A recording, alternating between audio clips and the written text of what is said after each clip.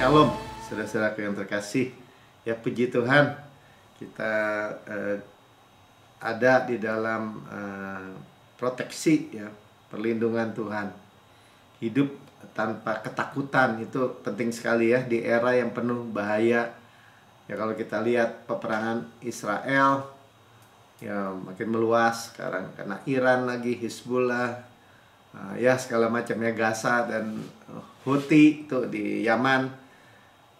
Ya, kita berdoa kita tetap aman, ya, kita nggak akan kena maut yang bab-bab sebelumnya kita juga dengar, ya, kita itu tidak akan menimpa kita.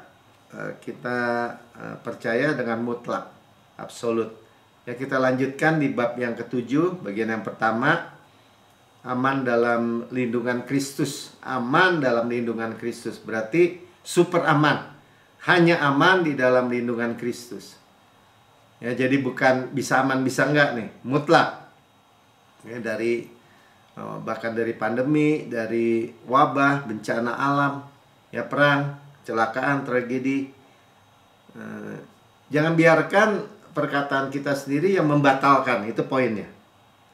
Ya, jangan. Kita mulai dari Mazmur 91 ayat 9 sampai 10 kita baca dulu. Ya, kita baca sama-sama. Sebab Tuhan ialah tempat perlindunganmu. Ya, Tuhan adalah tempat perlindungan kita. Jadi kalau dibilang bentengnya siapa, ya, Tuhan Yesus Kristus, ya, yang maha tinggi telah kau buat tempat perteduhanmu, ya, payung kita, keamanan kita, ya, yang maha tinggi. Ya, kita duduk in the secret place, di dalam ruang rahasia yang maha tinggi. Amin. Ya, ayat 10. Malapetaka tidak akan, nah sama lagi, ya, tidak akan menimpa kamu. Jadi kalau Tuhan bilang tidak akan, ya tidak akan. Jadi kalau orang seringkali bilang, kok itu terjadi? Buktinya pendeta itu kena, buktinya hamba Tuhan itu kena, buktinya orang itu kena. Akhirnya mereka nurunin, oh bisa kena. Gak selalu. Ini maksudnya bukan begitu. Bahkan yang lebih parah, Tuhan yang kasih, Tuhan yang izinkan, Tuhan yang memberi malapetaka, bencana, supaya kamu belajar sabar. Anaknya mati muda, kecelakaan, apapun yang buruk. Padahal Tuhan bilang, malapetaka tak akan menimpa kamu. Ya tidak akan, ya tidak akan. Seperti bab yang sebelumnya, ya, kita udah dengar, ya, 5-6 tuh takkan menimpa kita. Itulah tak akan mendekat kepada kemahmu, bahkan rumah kita, keluarga kita.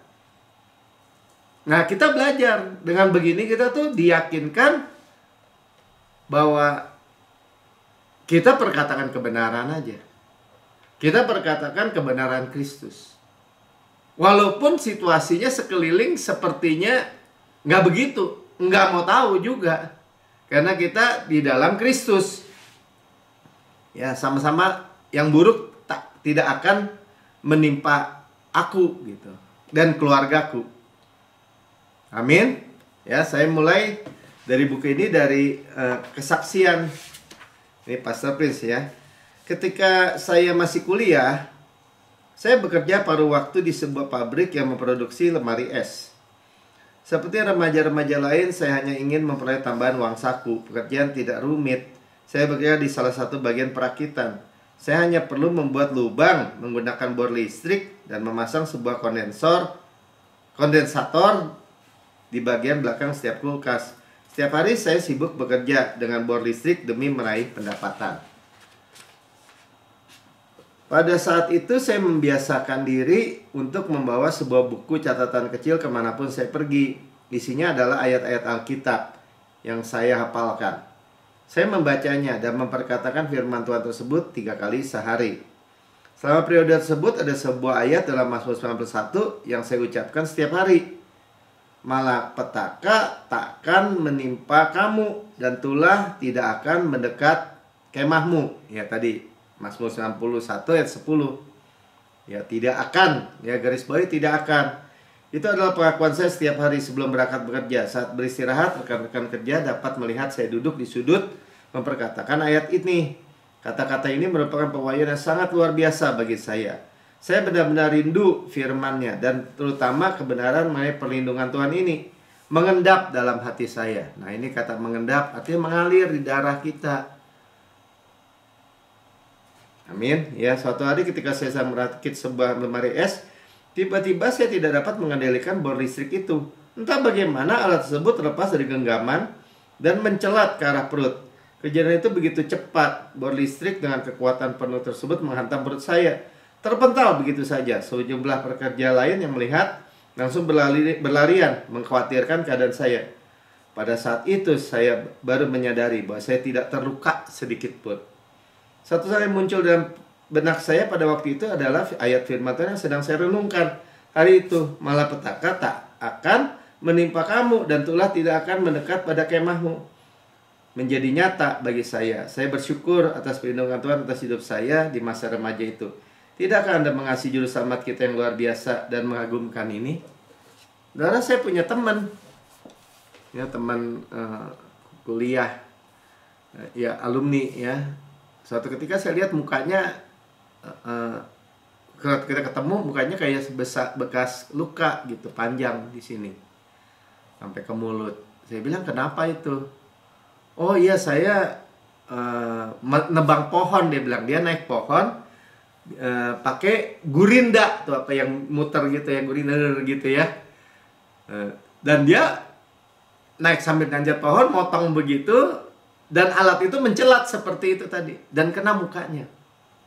Hampir mati. Saudara, betapa kalau kita menyadari betapa banyak Tuhan telah meluputkan kita dari tragedi. Ya, yang tiba-tiba. Ya, melewatkan gitu, meluputkan. Ya, saya ingat kan, terakhir juga saya cerita. Saya udah lari long run, udah deket rumah. Cuman ada polisi tidur, kesangkut sedikit kakinya, dan mental seperti Superman gitu. Tapi waktu saya jatuh bruk gitu, saya cuma pikir secara pemikiran gitu, karena dulu pernah jatuh naik sepeda atau apa ya, wah besot ini. Ya kan pakai tanah pendek, wah lutut besot ini. Kebayangnya gitu, walaupun nggak diucapin, saya cuma bilang Yesus, stop. Ya saya nggak ucapin, tapi kebayangnya gitu, aduh Tuhan jangan gitu kan, Tuhan sudah tebus saya. Betul, cuma luka dikit aja di kedua telapak tangan sama di lutut sedikit aja, dan sama sekali nggak apa-apa.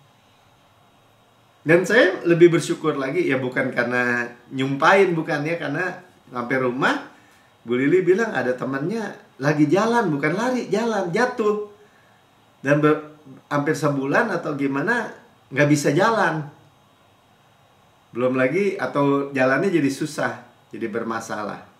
Saudara, berapa banyak? Dan saya percaya ketika kita sekarang, apalagi sekarang di bawah kasih karunia yang murni, yang luar biasa, itu Tuhan, tempat perlindungan kita itu benar-benar nyata, saudara. Saya tanya Tienpo, atau Tienpo lagi hadir hari ini. Waktu berapa puluh tahun yang lalu, 11 tahun yang lalu mungkin, ya, naik mobil sama Tienpo.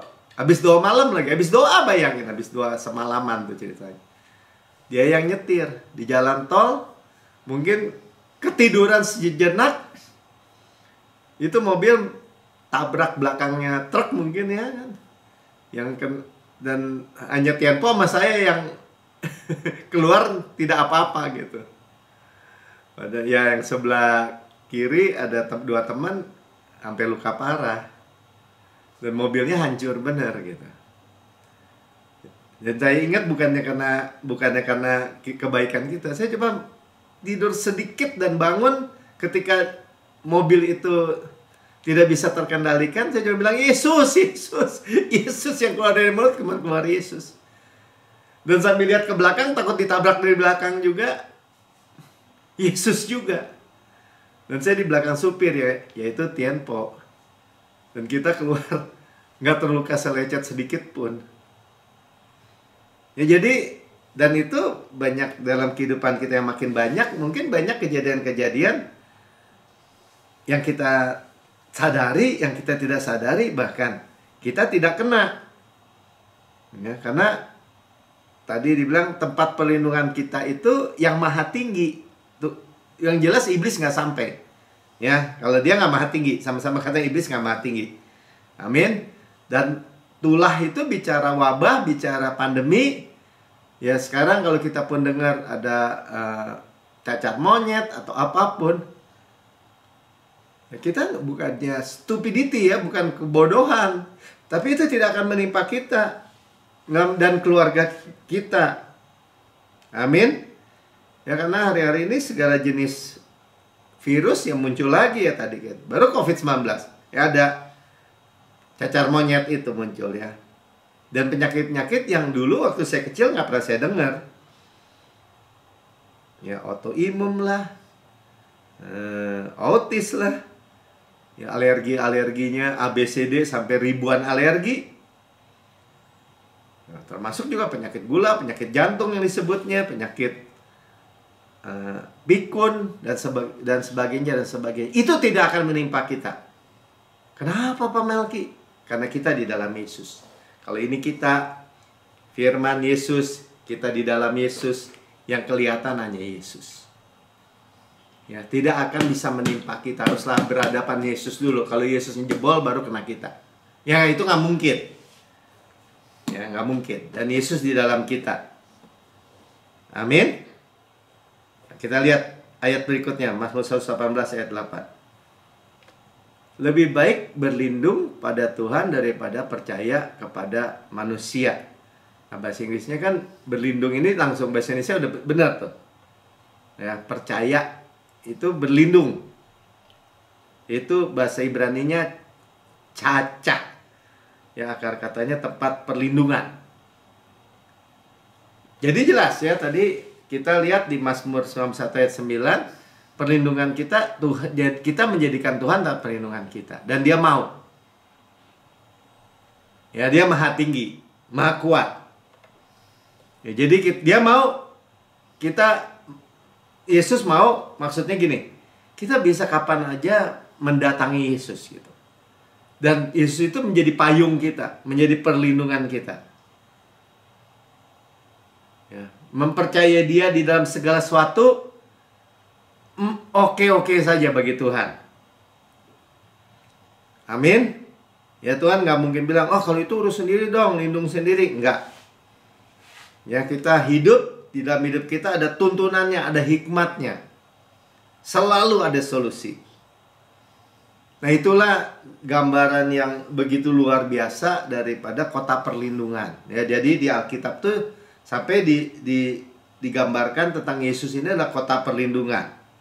Ya, kita harus selalu udah makin ngerti ya bahwa Perjanjian Lama adalah bayang-bayangan tentang Yesus.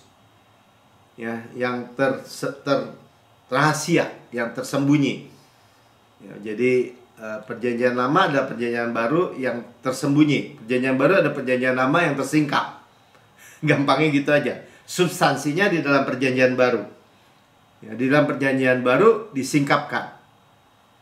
Ya, jadi kalau dibilang lebih baik berlindung pada Tuhan, caca ya tadi ya, atau percaya kepada Tuhan daripada percaya kepada manusia. Jadi percaya sama percaya kan kalau bahasa Inggrisnya. Tapi berlindung itu, percaya akar katanya berlindung. Jadi kalau saudara sekarang ini, saya percaya pada Tuhan, percaya jangan bengkak-bengkok saudara. Ya percaya perlindungan Tuhan, tapi lain waktu ngomongnya, tapi Tuhan juga kasih mati. Sekarang hari-hari ini saya juga bingung juga. Ada beberapa pendeta yang saya cerita hari Minggu yang percaya bahwa kasih karunia juga, dia bilang kematian dari Tuhan. Soalnya Tuhan yang menentukan kan, kita disuruh sampai panjang lebar tuh. Enggak, Tuhan kasih hidup itu mesti jadikan ini ya, jadikan absolut mutlak gitu. Emang benar kok, Tuhan mati buat kita, bukan dia matiin kita, nggak ada urusan. Dia mati buat saya gitu. Supaya saya hidup. Kenapa dia mati supaya kita mati juga kan nggak masuk akal. Ya jadi kita bisa berlari situasi apapun. Ya, mau besar mau kecil, kalau itu penting buat kita, penting buat Tuhan dah pokoknya. Ya, perlindungan apapun, segala aspek, segala area, segala dimensi kehidupan kita. Nah, dan ini diinstitusikan oleh Tuhan. Karena itu kita lihat ya, bahwa kita udah bilang ini, oh saya punya perlindungan, saya di dalam Yesus. Tapi Yesus juga perlindungan kita. Yang nggak ada tulah, nggak ada penyakit, nggak ada malapetaka, nggak ada bencana, nggak ada apapun yang dapat menimpa kita. Kenapa? Dia harus berhadapan dengan Yesus. Ya, gelap nggak bisa menang lawan terang. Nggak bisa digoyahkan yang kayak gitu. Ngotot aja saudara. Karena ketika goyah dia masuk. Jahatnya di situ aja.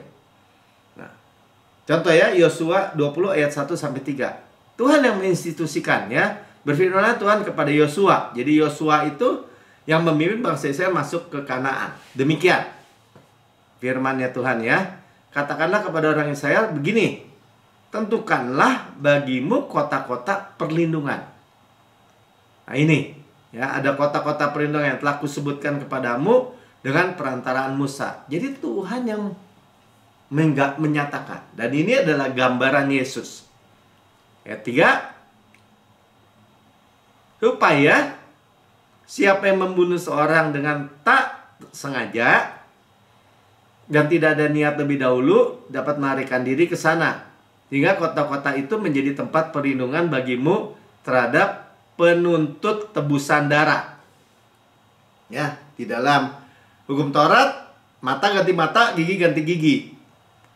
Kalau bunuh orang sengaja nggak sengaja juga tetap mata ganti mata, gigi ganti gigi, nyawa ganti nyawa.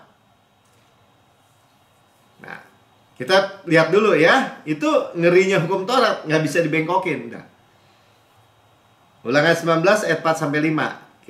Kita garis bawahi dulu ya, bahwa ada nih kota perlindungan gitu. Inilah ketentuan mengenai pembunuh yang melarikan diri ke sana dan boleh tinggal hidup. Sekalipun dia membunuh tadi atau nggak sengaja membunuh. Jadi ini bicara, dikatakan tuh yang saudara kan sekarang lagi ada kasus pembunuhan apa? Misalnya Vina. Oh, ini pembunuhan berencana katanya. Beda tuh pembunuhan berencana sama yang spontan gitu. Beda hukumannya gitu ya. Ya saya nggak hafal ayat-ayatnya. Apabila ia membunuh sesama manusia dengan tidak sengaja, dengan tidak membenci sebelumnya, dia sebelumnya nggak sengaja, dia bilang. Contohnya apa? Terus 5. Misalnya, contoh, apabila seorang pergi ke hutan dengan temannya untuk membelah kayu, ketika tangannya mengayunkan kapak untuk menebang pohon kayu, mata kapak itu terlucut dari gagangnya. Ya, mata kapaknya mental, copot. Ya, dan mengenai temannya sehingga mati, maka ia boleh melarikan diri ke satu kota itu dan tinggal hidup. Nah, jadi ada dua hal kan ya, bahwa ada kota perlindungan, ada membunuh tanpa sengaja, tanpa ada niat, dia bilang gitu. Nah, bagaimana substansinya? Ya, ini sekarang kita masuk ke pewahyuannya. Ya, ini tentu pewahyuan tentang salib. Apa yang Tuhan Yesus katakan di dalam Lukas 23 ayat 34? Yesus berkata, "Ya Bapa, ampunilah mereka, sebab mereka tidak tahu apa yang mereka perbuat." Oh, tahu? Orang imam-imam, orang Israel tahu semua. Orang, apalagi orang Romawi tuh yang nyalib. Wah, tahu kok, sadar kok. Ya udah tahu nggak salah, Yesus tetap aja disalib karena demi memuaskan orang Yahudi. Nah, tapi apa kata Tuhan kan? Di kayu salib semua dosa-dosa kita dikategorikan tidak disengaja. Itu luar biasa ya. Ini begitu ajaib besar kasihnya. Ya, dan itu bukan hanya buat orang Israel aja, orang Yahudi. Dan bukan hanya buat orang Romawi aja yang benar-benar melaksanakan eksekusi penyaliban Tuhan Yesus. Jadi ketika Tuhan Yesus bilang, "Bapa, ampunilah mereka karena mereka tidak tahu apa yang mereka telah perbuat." Ya. Dan ya ini sambungan, dan mereka membuang undi untuk pakaiannya. Yang menggenapi ada nubuatan di perjanjian lama. Nah, cuman kita tuh akhirnya menyadari semua dosa kita, ya, itu dikategorikan di kayu salib oleh Yesus. Itu adalah pembunuhan yang tidak berencana tadi. Ya. Jadi hari ini ketika kita memanggil nama Yesus, kita berhak menghampiri dan menjadikan dia kota perlindungan. Amin. Ya. Dan sehingga iblis yang menggambarkan, yang mau membalas dendam, yang mau membunuh kita, nggak bisa. Dan harus jelas, iblis mencuri, membunuh, membinasa. Kalau Tuhan Yesus memberi hidup damainya dengan segala kelimpahan. Urusan ini penting, saudara. Ya, nggak tahu nih, kan ada artis yang istrinya baru meninggal, ya, artis juga, Marissa, ya. Tapi yang saya lihat di beberapa tayangan, dia ngomongnya mati, nanti mati. Ya pokoknya ada bau-bau begitu deh kata-katanya. Hati-hati. Ya, kita udah belajar. Kita ini mencintai hidup dan akan melihat hari-hari baik. Nah, itu perkataan itu tuh, kalaupun sebelumnya nggak begitu, ganti saudara dengan firman kebenaran. Atau kita dengar dari orang, ya kita udah tua lah, udah bau tanah. Nah, ada bahasa-bahasa gitu tuh. Udah bau tanah lah, udah jauh sini deket sana. Jangan mau ada kata-kata yang kayak gitu, saudara. Ya, kita udah tua, wajarlah, suka lupa, wajarlah, apa dia bilangnya, dokter bahkan mungkin yang bilang, wajarlah tulang-tulangnya sakit. Jangan mau. Walaupun dihina orang nih, saudara. Saya ngomong begitu sama orang bilang gini, oh nggak bisa Pak Melki, nggak bisa. Seolah-olah gitu, kayak saya menentang kenyataan gitu. Apa ya, menentang apa ya? Menentang takdir kali, atau menentang, kan kematian semua orang pasti mati. Nah, udah bahasanya gitu. Ayatnya nggak bilang gitu, saudara. Nggak bilang semua orang pasti mati. Ayatnya bilang dengan panjang umurku kenyangkan engkau. Ya, tapi kan tambah ringkih, tambah tua, tambah lemah. Ayatnya bilang semakin hari semakin tambah kekuatanmu. Saudara mau pegang yang mana? Kalau saudara bilang saya pegang ini Pak Melki, saya pegang firman, udah berdiri teguh. Minimal nggak usah iyain deh orang yang ini. Ya. Jadi dalam Kristus kita menerima pengampunan dan perlindungannya. Roma 6 ayat 23. Sebab upah dosa ialah maut. Ya, sekali lagi, dosa maut. Tetapi kasih karunia Allah ialah hidup yang kekal dalam Kristus Yesus Tuhan kita. Saudara, hidup sama kematian sama kehidupan nggak bisa dijadiin satu, saudara. Kutuk sama berkat nggak bisa dijadiin satu. Makanya hukum Taurat itu tuntutan sama suplai nggak bisa dijadiin satu. Itu dua ekstrim yang berbeda. Dan saya nggak malu, nggak akan ragu-ragu menyampaikannya. Enggak, saya keseimbangan. Saya di tengah-tengah aja deh. Bisa gini, tergantung Tuhan aja deh. Tergantung Tuhan gimana? Tuhan maunya kita hidup. Ya kan saya bilang saya tergantung Tuhan. Ya jangan dicampur. Karena Tuhan muak dengan percampuran. Nah, jelas ya. Nah, jadi ketika kita lihat orang nggak sengaja membunuh, itu di kategori di kayu salib, semua orang dianggap di mata Tuhan itu mereka tidak tahu apa yang mereka perbuat. Berarti dosa yang tidak disengaja. Tapi dosa ya dosa, menghasilkan maut. Tuhan Yesus yang tanggung mautnya. Jadi Tuhan Yesus, kita udah belajar. Ketika kita terima dengan pasti, dengan 100% bahwa pengampunan segala dosa itu induk dari segala berkat, termasuk perlindungan, termasuk keamanan. Dan itu adalah Yesus. Kota perlindungan saya adalah Yesus. Yesus adalah kota perlindungan saya. Gitu katakan, saudara.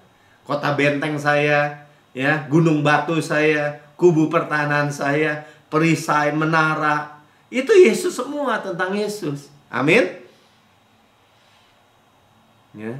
Jadi sekali lagi katakan, dosa-dosa saya dikategorikan pembunuhan yang tidak terencana. Itu di mata Tuhan. Nah, sekarang kita bagian terakhir kita lihat 6 kota perlindungan di Kanaan. Ya, Yosua 20 ayat 7 sampai 8. Ya, kita akan lihat di sini ada gambaran yang luar biasa, pewahyuan yang luar biasa. Lalu orang Israel mengkhususkan sebagai kota perlindungan satu Kedes ya di Galilea, di pegunungan Naftali dan Sikem. Ya, Kedes, Sikem. Yang kedua di pegunungan Efraim. Tiga Kiryat Arba yaitu Hebron di pegunungan Yehuda. Ya, ini tempatnya Kaleb nih. Terus 8. Dan di seberang Sungai Yordan di sebelah timur Yeriko, mereka menentukan Beser di padang gurun, dataran tinggi dari suku Ruben. Dan Ramot di Gilead, ada Ramot Gilead dari suku Gad, dan Golan di Bashan, ya tempat dari suku Manasye. Ya, jadi ada 6 ya termasuk. Kedes itu artinya tempat perlindungan. Sikem itu bahu, nama artinya ya. Kiryat Arba itu persekutuan. Beser itu kembali lagi kubu pertahanan. Ramot itu tempat yang tinggi, kubu pertahanan di tempat yang tinggi. Ngomong-ngomong, ya kita tahu kalau orang bikin benteng itu atau perlindungan itu di tempat di atas gunung, di tempat yang tinggi, di atas dan kuat tentu saja, kuat ya. Nah, Tuhan udah maha tinggi, maha kuat dan dia mau kita datang ke situ. Nggak akan diusir maksudnya. Yang salah aja nggak diusir. Ya, dia gembala yang agung kita. Nanti kita lihat ya dia di atas bahunya. Nah ini kan di tempat tinggi dan Golan bergirang atau bersukacita. Ada namanya. Jadi pesan sesuai urutan dari 6 kota perlindungan ini, kita dapat menemukan tempat perlindungan tadi Kedesh ya yang pertama. Di bahu Tuhan Yesus yang kuat, Sikem, di mana ia menawarkan persekutuan, keintiman. Hebron, dialah kubu pertahanan. Ya, kubu pertahanan Beser, kita, dan ia meninggikan, ya Ramot tadi, meninggikan kita di atas semua persoalan. Yang kita, persoalan kita dengan penuh sukacita. Golan. Ya, jadi gembala yang agung itu menaruh kita di atas bahunya. Salah jelas dombanya salah kalau dia masuk jurang gitu, pasti nyasar kan ngamurnya. Tapi diangkat, ditaruh di dadanya di atas bahunya yang kuat, ya tempat keintiman juga gambarannya, tempat kudus yang mengangkat kita. Amin. Ya, saudara dengar kabar baik malam hari ini. Amin. Ya, itu luar biasa ya, saudara yang mendengar di rekaman YouTube. Saudara dengar kabar baik, saudara berkata, saya mau hidup saya aman, super aman, dan saya dengar kabar baik, ada perlindungan dari Tuhan Yesus, tapi saya belum pernah terima Yesus sebagai Tuhan dan Juru Selamat pribadi. Ini waktunya saudara.